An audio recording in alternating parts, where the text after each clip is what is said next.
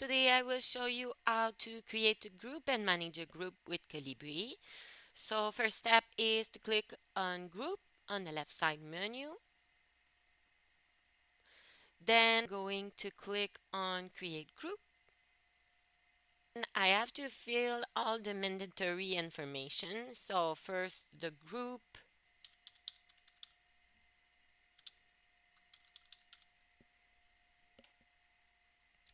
I can enter a description if I want.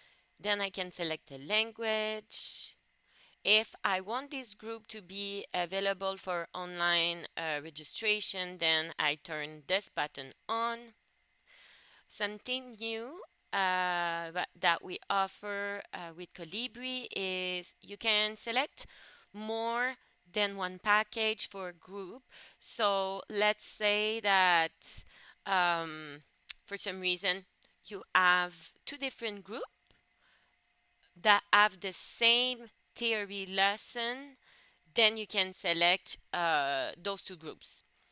So for today, I'm going to only select one. After that, I can select the module that I want to be available for this group. If there's no option, like module 7 as example, it's because I need to create them under the schedule in class schedule. Um, and after that, I can select right away my student under the drop down menu. I can also select the student later, there's no problem. Then I can click create, or if I need to create another group after this one, I'm gonna click create and create another. So for this one, I will click create. Other option that you have with the group, if you click on any of them that is already there,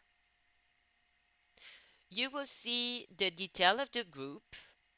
You can see the student that are inside that group, and you can click on the file ID to access the student file. And you can also see the schedule detail. If I want to modify a group, let's say I want to add student in that group, I'm going to click edit, and then I can select more student at the bottom over here.